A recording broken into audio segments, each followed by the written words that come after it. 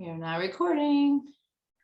Okay, wonderful. Welcome everyone. We're just going to hold on for another couple minutes to see if a few more people join. I will and then introduce myself and Melissa and we will get going, but we're going to wait to see if a few more people join us. So thanks very much for being with us today.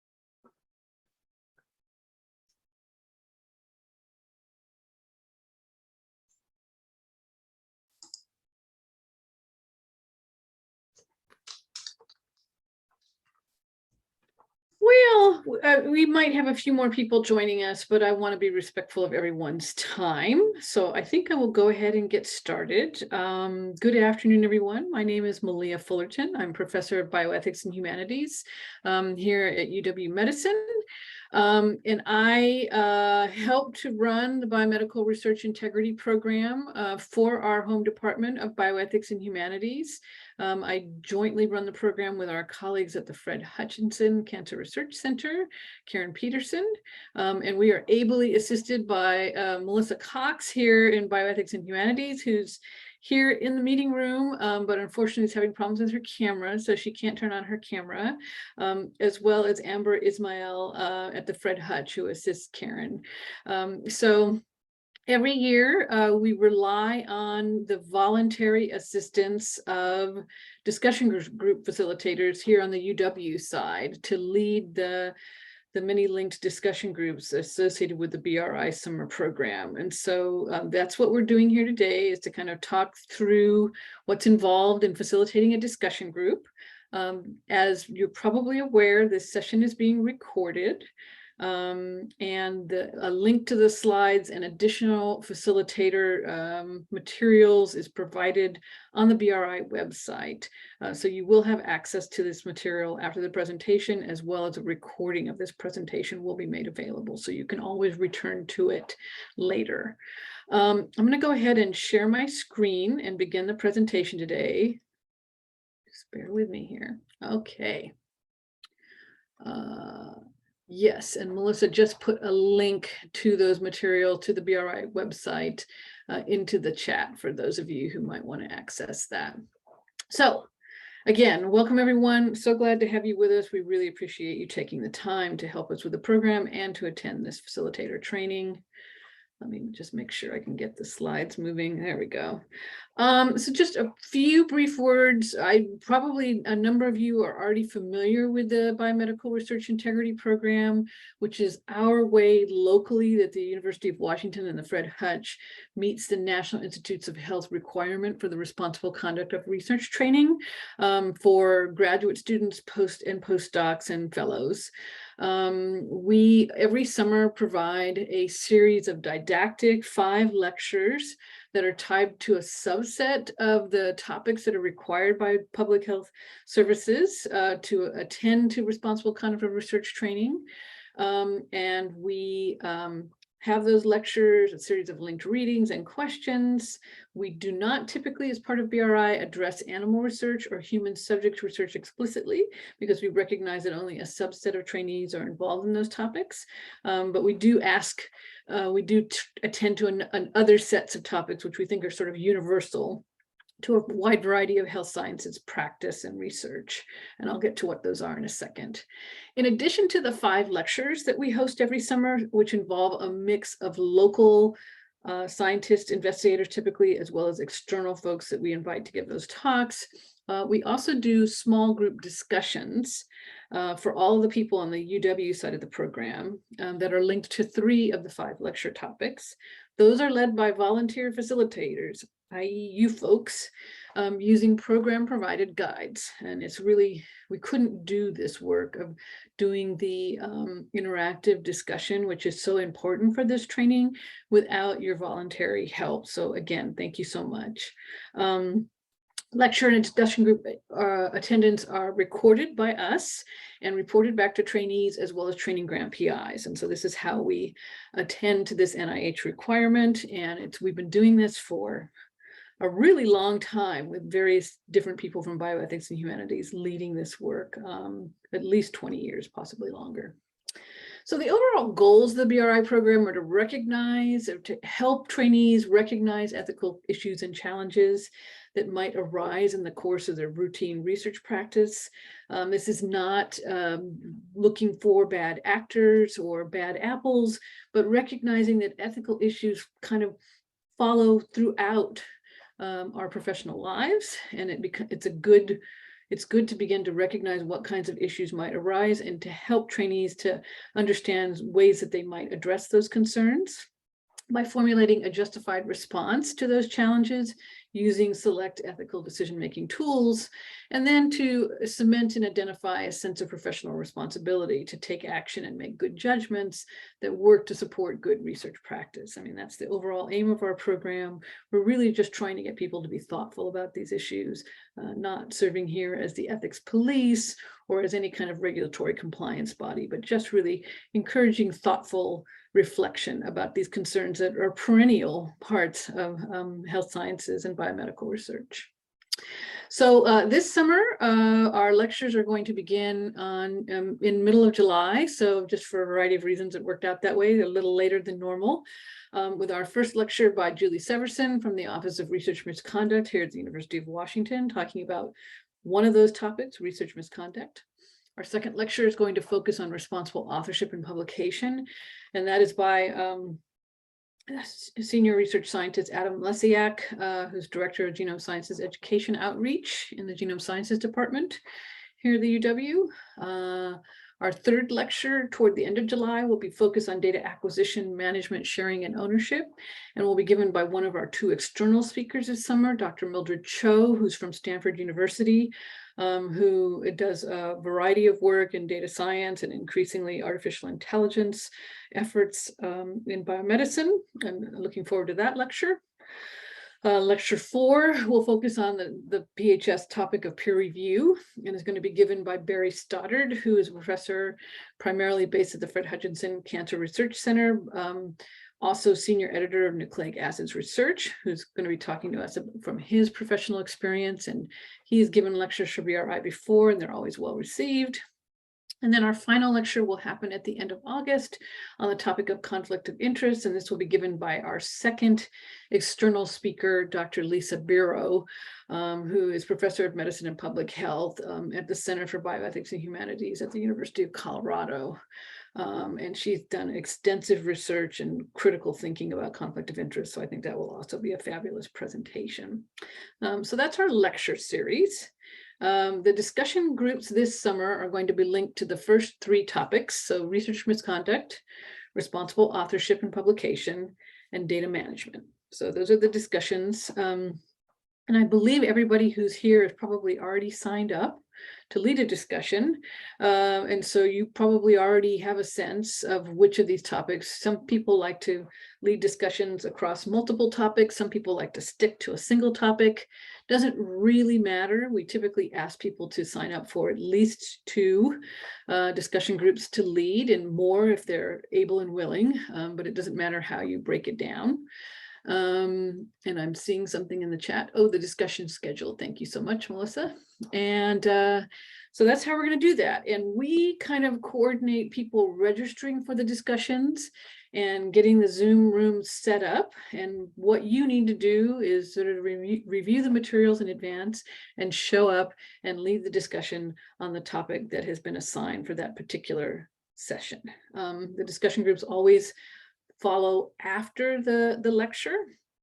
And we host a large number of these because there are typically anywhere between 250 and 400 trainees who register for the program every summer, which is why we need so many voluntary facilitators to lead all of the small group discussions, which typically involve between 10 and 15 trainees. All right, my slides, okay. So we give you all facilitator guides, which are again accessible at the facilitator materials. They still need to be updated for this year, so don't print them out right now, but shortly before your scheduled session, you're going to want to go to your facilitator guide.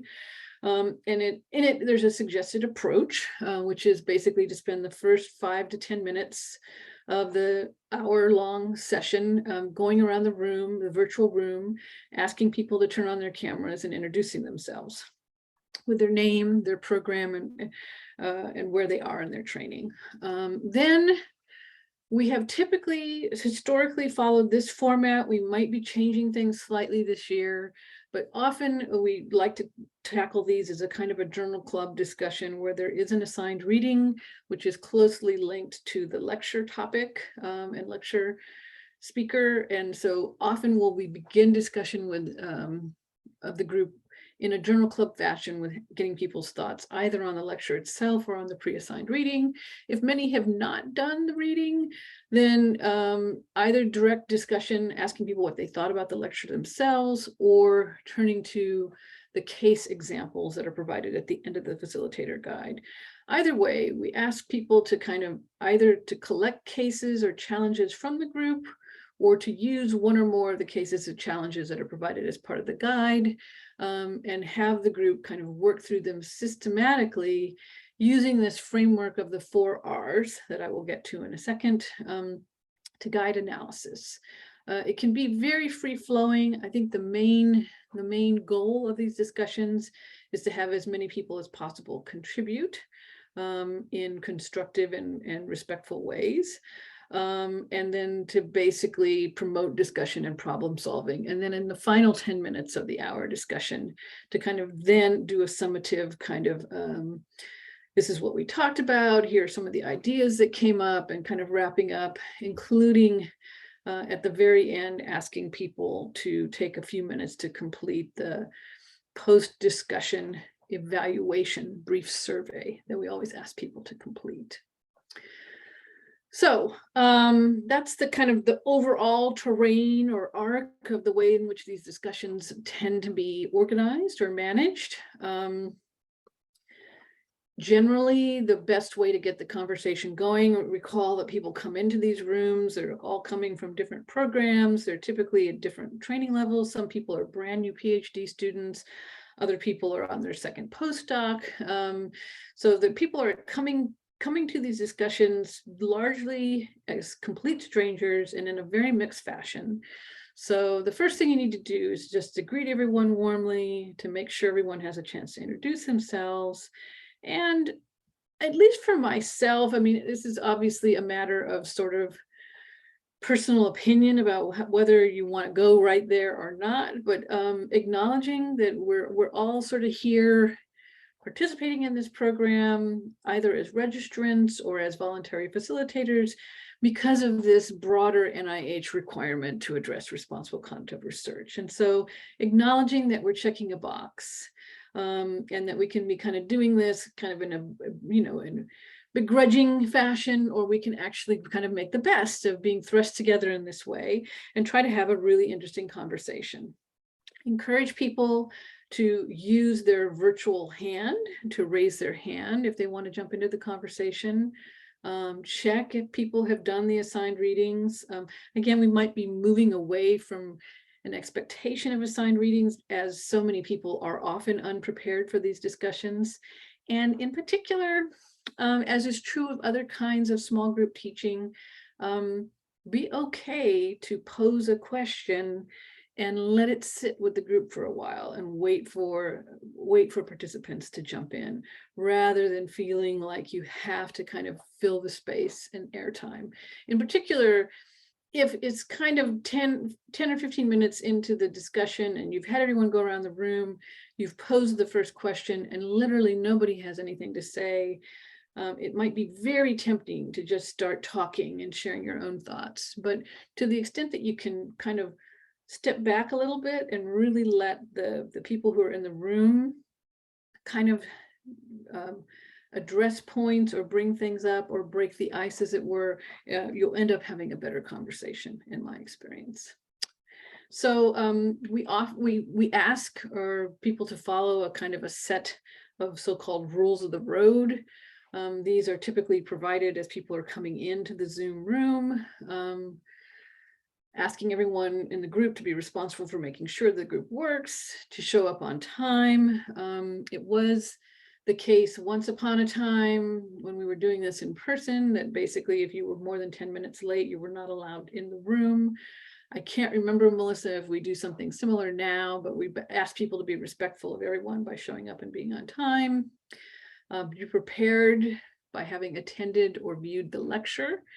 And all of the lectures are going to be in Zoom virtually and also recorded. So even if someone's not able to attend the lecture in real time, the recordings are immediately made available. People should have taken the time to have at least viewed the lecture, which is a requirement for the program prior to coming to the discussion. And hopefully, if there is reading assigned, to have reviewed the assigned reading, to take the time to listen carefully to the views that are being expressed before jumping in, be respectful of the opinions of others. It's okay to hold different views, but those views should be expressed in a respectful, collaborative way. The main job, I would say, of a facilitator is to prevent one or two people from dominating the conversation, and really, bringing other people in, saying, "Hey, Sue," or "Hey, John, what do you think about this point that Melissa made?" Something like that. And also reminding everyone that the discussions are confidential, that people shouldn't be using identifying information, but if they do, that what is said in the room stays in the room. So those are the rules of the road. And one of the things you can do as either before you do introductions or immediately after introductions is to review these rules of the road with folks briefly. I think the big issue, particularly for people who have never facilitated a BRI discussion group before, is this concern about the problem of the crickets, of posing a question, trying to be as cheerful as you can, really saying, "Hey, what do we think about this problem of research misconduct? Has anyone ever had an experience where they were concerned that research misconduct, and there's just nothing is said. Everyone's like looking at their virtual toes at the floor, right? If you're picking up that vibe that no one wants to be in there and nobody has anything to say, then again, acknowledging it, addressing it directly, asking to get a sense of people who have done the reading. If some people have done the reading and many other people in the group haven't, maybe inviting one or more of the people who've done the reading to quickly review the major points that were brought up either in the reading or in the lecture itself.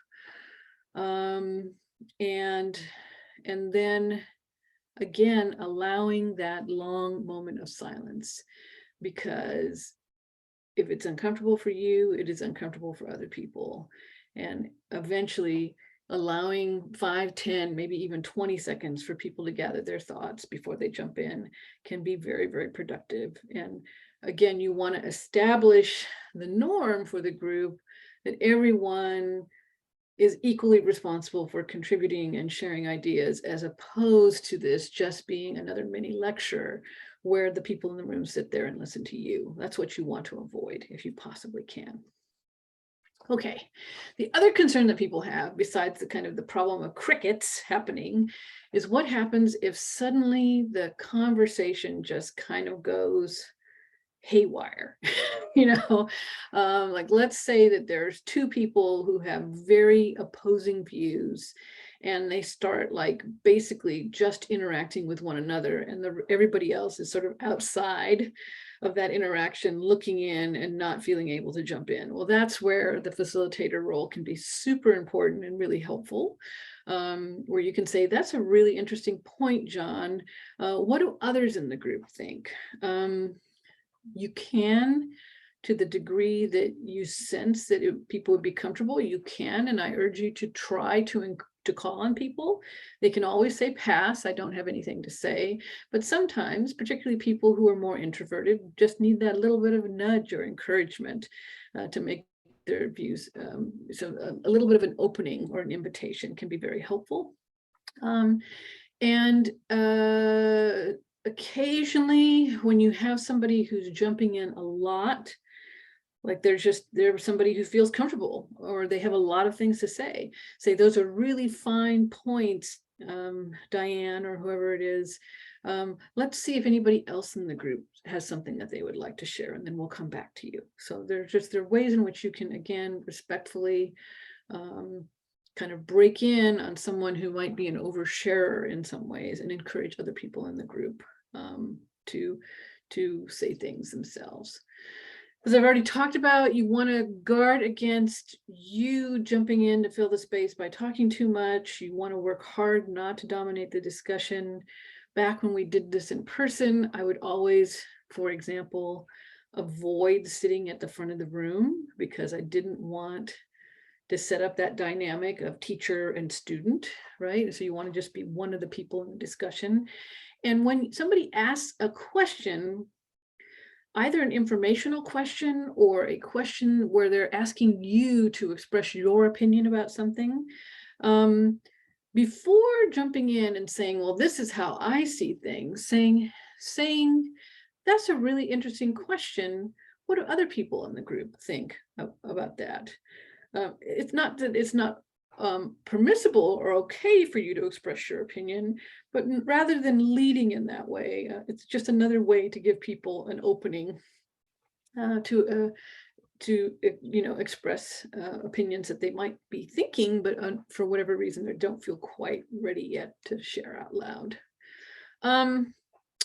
Every once in a while, it's extremely rare, I don't think you should worry about this, every once in a while you can experience someone with moderately disruptive behavior, someone who expresses an opinion which is potentially objectionable to people in a variety of ways, somebody who is saying something kind of pejorative about particular people, or somebody who's being very dismissive about the exercise as a whole. The first thing you can do is to put that viewpoint out to the entire group and see how the people respond. So rather than you being the person saying, hey, I wouldn't say that, or just saying, what do other people think about that, and hear how people respond. If the behavior continues, or if you cannot redirect the person, of course, and this is more complicated when we are in person, but it's relatively easy to do in Zoom, you are within your rights to ask the attendee to leave. And there are various, I don't know actually if you would have the control yourself, but there are, of course, features in Zoom which allow you to basically prevent a person from rejoining. But hopefully that will not happen. But you can and should ask someone who is proving very disruptive to a discussion to leave the room and to rejoin a conversation at another time. And for sure, let Melissa know if anything like that does occur. We ask everybody who participates in the discussion to do a little evaluation. And at least once upon a time, but Melissa, jump in here if this is no longer the case, we used to ask the people who were leading the discussions to complete a short evaluation to tell us how it went. I'm not sure if we still do that anymore. We do not. Okay, all right. So because we don't routinely ask for that feedback, if something goes funny that you want us to know about, the best thing is to send an email message to bri@uw.edu, and that will get to Melissa, and we will make a note of the person who maybe is causing a disruption and follow up with them. I am going to open things up to questions in just a second. Oh, yes. So this is another slide, which I think is shared at the beginning of the discussion, basically asking people to kind of rename themselves, to indicate their preferred pronouns and which department or program they're affiliated with, to turn on their cameras. And this is what you can use as people verbally introduce themselves at the beginning. And then here's this 4 R's rubric, which is part of the facilitator guide. So you don't need to remember this, but it's a kind of a way, was actually developed by a philosopher many years ago now in the early 90s, of a way of kind of reasoning through or thinking through various ethical challenges. Beginning with recognizing that there might be an ethical issue in play, trying to reason through what is being experienced. Are there people in the midst of the ethical dilemma who might hold differing values? Are there competing points of view? Asking questions about responsibilities. What are my responsibilities in the face of this particular challenge? Are there others who have responsibilities? And then finally thinking about a response. What should I do and why? So that is there in the discussion guide. You don't have to follow this rubric, but it can be very helpful for people as they think through the particular cases that are brought up, either in the course of the discussion or the cases that are provided as part of the facilitator guide. There's the discussion schedule will be given to people in the chat. And again, this request to ask that people turn on their video and that they leave the last 5 minutes to complete the evaluation. We will also remind people that there's a way for them to review the linked lectures. And indeed, if they have not attended in person, that they have to view those videos and attest to having viewed them and answer some simple questions in order to get credit for having attended those lectures as part of the program. So I do want to just open this up for such general questions and brainstorming and allaying any concerns that people have, but just very quickly to just introduce you to the 3 topics that we're going to be addressing in the discussions this summer. The first topic is research misconduct, which is a sort of a funny topic, right? Because the entire summer is about responsible conduct of research. So it's funny that we set aside a special topic about the obverse of responsible conduct, which is research misconduct, but we often do. And so there will be a lecture on that topic. And then in the discussion groups, there will probably be a reading assigned. I don't remember what the reading has been assigned around this topic in the past, but for example, one of the cases, and we usually provide several cases, one of the cases that you might discuss is a case of a graduate student who basically is getting results that are not replicating, and basically a senior member of their group, whether it's their PI or the postdoc who's advising them, basically tells them to go ahead and just write up that one successful experiment, looking like an exercise in cherry picking and perhaps misrepresenting the data in various ways.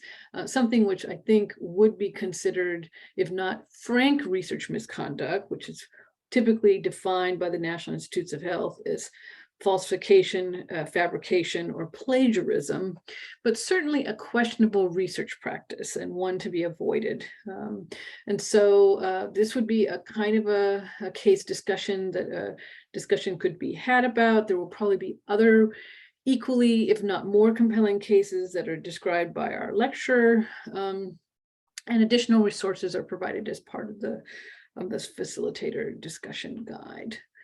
The second topic is responsible authorship and publication. And here is just one possible case. You know, you're the first author of an abstract that reflects your independent ideas and methods development with mentorship from one senior faculty member. And I think this is probably recognizable to many of us. Shortly before submission, a second senior faculty member in the research group says that she has to be included, even though she did not have a direct contribution to any of the work. what do you do? How do you proceed? And in particular, how does one set up their collaborations and their publication practices in order to avoid these kind of last second authorship requests? And there's some additional resources there, and who should be listed as an author. My lab boss puts his name on my papers and proposals. So, and there will be additional resources provided as well. And then the third topic for this summer, data management, is here you've been offered an exciting new position at another institution. In your current position, you had a grant that involved analysis of data from your local community. Both your current university and your new one are interested in a data sharing agreement, assuming that the grant will move with you. But your research involves data from vulnerable populations, and you're concerned about who will have access to the data if you leave a copy behind. How do you think about that? So this involves a number of intersecting concerns, might not be relevant to all trainees, but probably people have a lot of opinions about who owns data, how one responsibly controls data and shares data. And then there's a number of additional resources and facts there. So that's just a very brief sneak preview. You'll want to refer to the specific facilitator guides as you're preparing to lead a discussion group. And we wanted to let you know, new for 2022, we are trying something new, and this is an experiment. And who knows, there might not be enough uptake, but we wanted to let all of you know that we are going to be hosting a facilitator-only Zoom-based discussion, 30-minute discussion immediately after each of the 3 lectures for which we are going to be holding discussion groups. These after-party facilitator-only discussions are going to be led by myself and my colleague Tim Brown, assistant professor, also in bioethics and humanities. And what we're trying to do here is to basically give people ideas for things to take away from the lecture to bring into their facilitated discussion.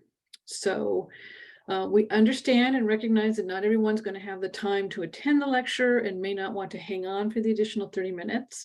But for those of you who do have the flexibility and the time, we would like to warmly encourage you to attend these after-party discussions, which will be an opportunity for idea exchange, elaborating on and clarifying concepts that were brought up in the lecture itself, and just brainstorming about things to bring into the discussion groups.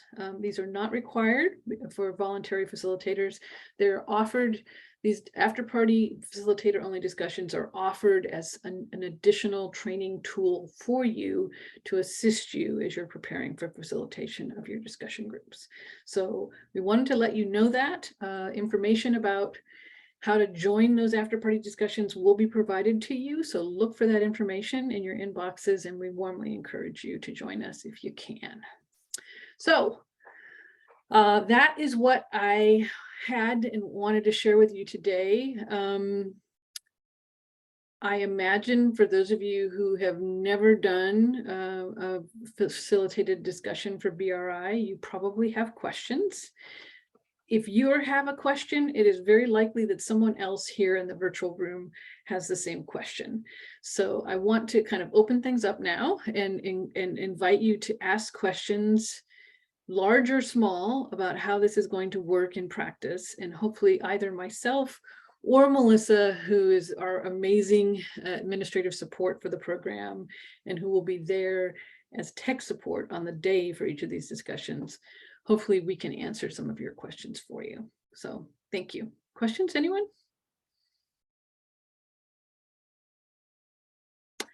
Yes, Jay, is it? Hi, I was just wondering how the whole thing works. It said that I would be paired with a more experienced facilitator for the lead the discussion. Right, yes. Melissa, can you remind us of how that, I know that was something that we have offered to people. Do we have those pairings worked out yet, or how is that going to work in practice? Oh, I actually did not say people would be paired. Did you say that? No, I did not either. Where Because was it? what one of the emails or the when I first signed up, Mhm. it said one of the things that said that the new moderators maybe facilitators Oh, maybe. I know. If you were new, you could attend someone else's discussion before yours. And you have an Okay. entire schedule. That Mhm. spreadsheet, it's in the chat. So if you Okay. wanted to attend one to see how it went in before yours, you could, but you will be alone when you're facilitating. Mhm. However, there are 3 discussion sessions that happen at one time. So if you Mhm. feel really uncomfortable and you would prefer to be paired up with someone, we could ask the other 2 facilitators if they're willing to have a bigger group and join you. Okay. Mhm. But you know, there's definitely pros and cons to that, right? I mean, because a bigger group is a way to handle that if you're feeling a little uncertain about leading this for the first time. Mhm. However, I think I would encourage you, if it's at all possible, to try to attend a different discussion sooner, or to attend one of those after lecture kind of after party conversations to get some ideas, because when the discussion group gets bigger than about 12 or Mhm. 13, then it gets harder for people to feel that they can it just gets harder to have a meaningful discussion with a larger Sure. group. It's not impossible, but I think it's less ideal. Yeah. So what kind of preparation do I need before I lead this discussion? Well, I mean, at a minimum, Mhm. I think it would be very good. It's not essential, but it's usually pretty good idea to either attend the lecture itself, that's linked to your discussion topic, Okay. or to watch the video of the discussion. So at a minimum, I think that's very important. There will be a facilitator guide, which is provided to you ahead of facilitating the discussion, which has that kind of set of the kind of the roadmap for how to lead the discussion, and has cases in it. And so you'd want to review the guide Okay. before you do the discussion. And we typically assign one reading as a kind of background reading. Okay.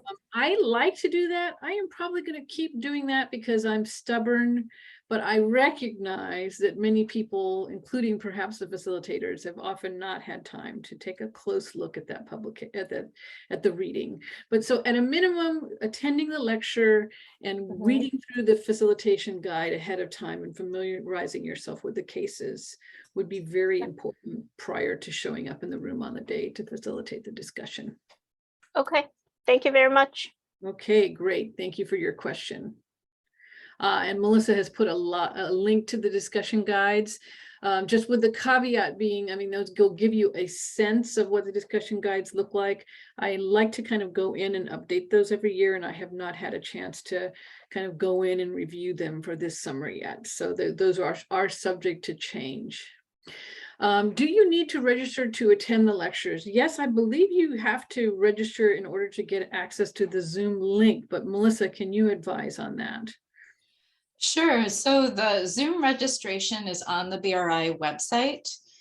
And you will get credit for doing them, even if you don't go through the formal BRI registration. So if you do need credit for BRI, it's probably best to register right there. But even if you don't, you can attend all 5 lectures, and the Zoom information is posted publicly on the website. Okay, so if somebody is not doing BRI for credit, they're just facilitating, they can actually click on the Zoom link and get to the lecture without formally registering for the program. That's correct. They're treated as public lectures. Okay, all right, great. Thank you for that.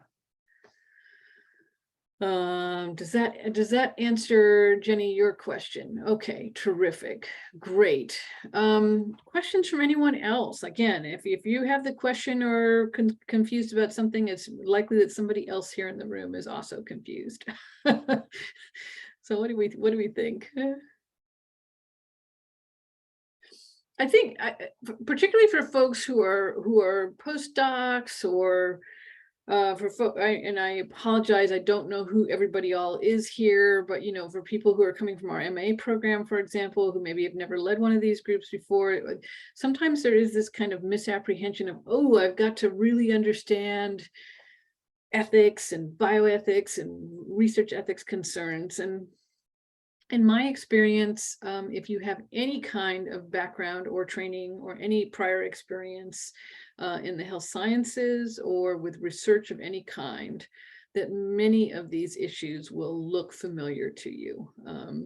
Issues around authorship and credit and how to manage conflicts of interest in research teams, I think, are perennial issues. Issues around around what it means to respectfully collect, retain, manage, and share data are also, unless you're a person who's working completely just by yourself and never interacting with anyone else in the context of collecting or analyzing your data, these issues of data management are perennial issues, and they are issues that I think are becoming more and more important, particularly as we move into more translational medicine spaces where investigators, including junior investigators, are gaining access to more and more sensitive kinds of data. So these are issues around which people have strong opinions. You yourself may have opinions. Again, this is less about conveying hard and fast didactic, information that mostly is happening in the context of the lecture itself. And this is more in these guided discussions of helping trainees to kind of assimilate what they have learned, to talk through questions that they might have or dilemmas that they have personally encountered in the context of their own kind of local research environment. And to just really thoughtfully, even if they have not encountered any of these difficulties yet, to be thoughtfully and proactively thinking about what it might mean for them if they should run across some of these concerns subsequently in their research careers. I mean, so this is what we're doing, is this is kind of encouraging people to think proactively, thoughtfully, and creatively about responsible conduct as an element of their professional development. That really is what we're trying to do here. So as opposed to, having to rehearse specific ethical theories or ethical content. And I know that sometimes is a concern for people. It's not what we're looking for here. Is we're looking for really encouraging people to kind of think critically and to share. Part of the reason why these groups being mixed groups of people at different levels, that can be a really good thing, because you can have somebody who's a brand new graduate student who maybe has never had to grapple with authorship concerns, listening to a seasoned postdoc, talk about the dilemma that they faced with trying to figure out whether the research technician in their group should be listed as a co-author or not on a particular publication that they were helping to write, for example, things like that. And it just can be incredibly helpful to learn from one's peers. And so your job is to just sort of guide that discussion and to help people and to invite people in who might not otherwise be willing to ask questions. Like I could call on somebody behind one of these black squares here, because I'm talking to a bunch of black squares here as opposed to face. I mean, so, so I don't know, I could pick on Stephanie because I know Stephanie. I mean, Stephanie, I can't remember if you have had a chance to lead a discussion group for us for BRI previously, or if this will be the first time. I mean, so do you have any questions or concerns about doing this work for us? No, I haven't. I led a group back when I was a postdoc at a different institution, but I have not led one here. So I'm looking forward to it. Okay, all right. I mean, I imagine probably who knows, our approach is probably a little loose, more loose, not as structured perhaps as what you experienced previously, but in our experience, it's this general approach has tended to work pretty well, and people end up having good discussions. So, yeah. Okay, so it seems pretty clear what we're trying to achieve here. Okay, great. Anyone else? I'm going to start calling on names, and I'm just going to do this. So, Christian, do you have any questions or concerns? I don't know, my video is not working today. Oh, too bad. Yeah, no, it's been out yesterday too. I tried to fix it. And no, I'll make sure to fix it by the time. No, I led one class or 2 sessions, I think it was last year. It was fun.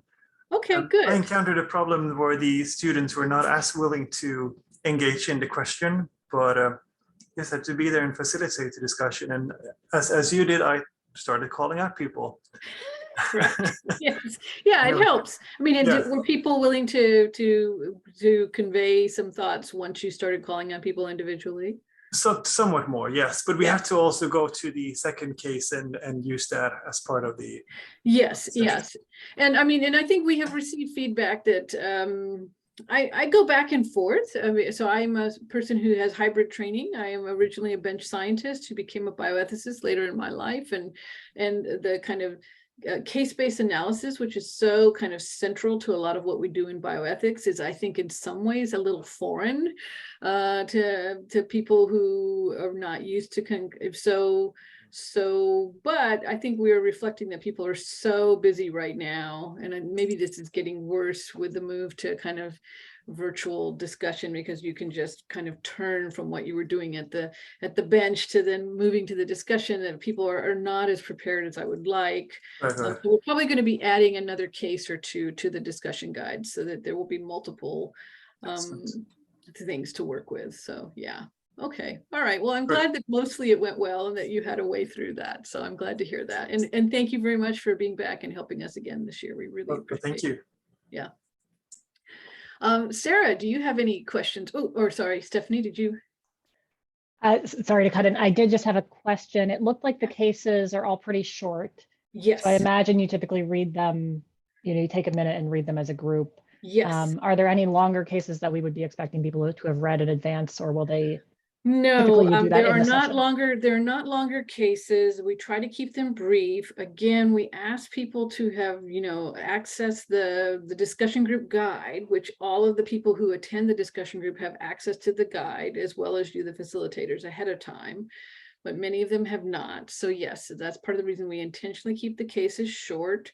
They're often not very detailed. And so one of your ways in which you could possibly be preparing is thinking about elaborating in various ways, or saying, what if this had been the case? What if that had been the case? But yeah, that's typically the way we do it, is sort of ask people to take a few minutes to take a look at the cases in the discussion guide for the topic that you're leading. And everyone has access to that, and it will be accessible again.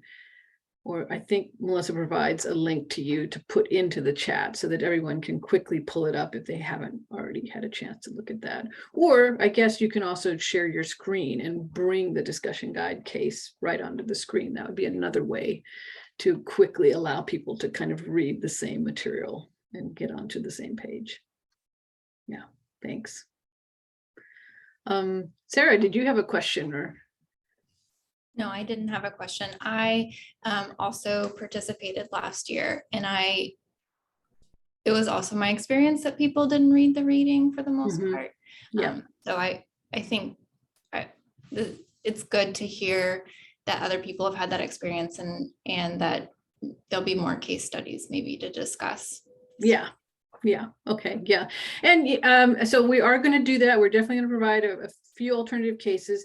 And I mean, you're completely welcome, to the degree that you want to take the time, to bring your own experience in, or, the way we had back in the good old days when people were perhaps a little bit more reliable with having done the reading, what's there in the facilitation guide, and we'll probably leave it in there, is, eliciting real-time cases, so for people to bring an actual experience that they have had, again, suitably de-identified, into the room, in my experience, often makes for the most fruitful discussion, because people are really talking about things that happened to them, that mattered to them.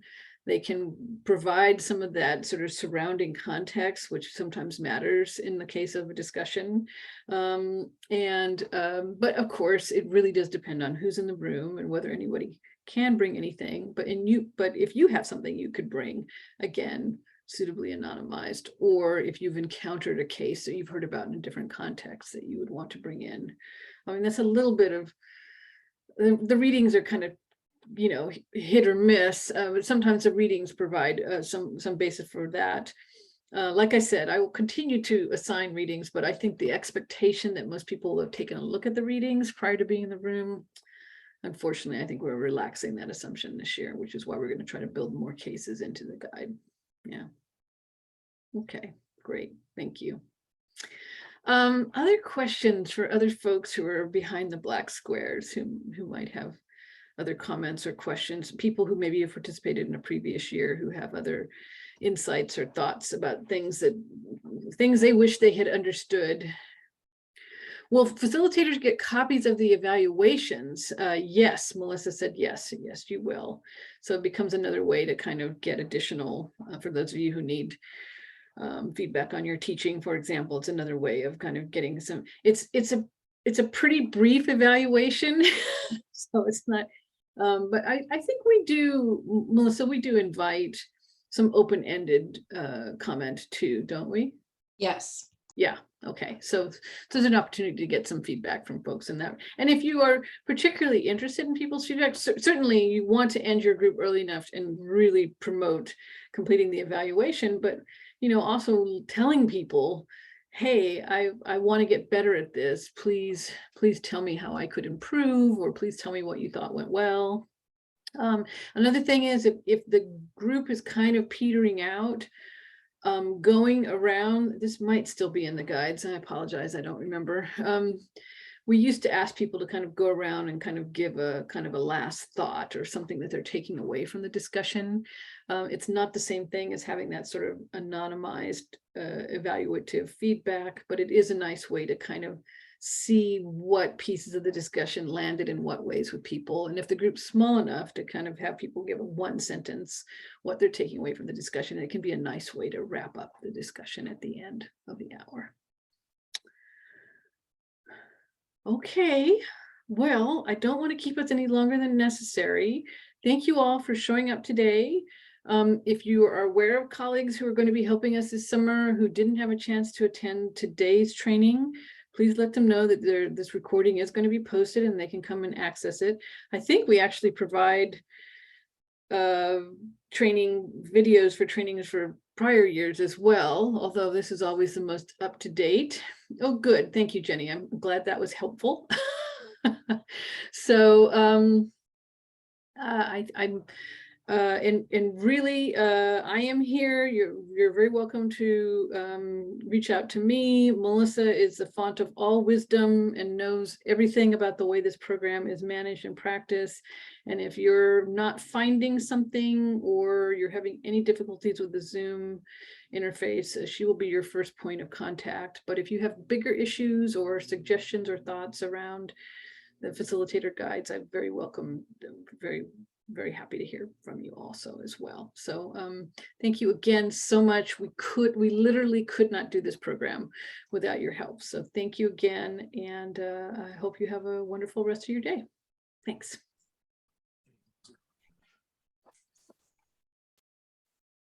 Great job, Malia. All right, great. Okay.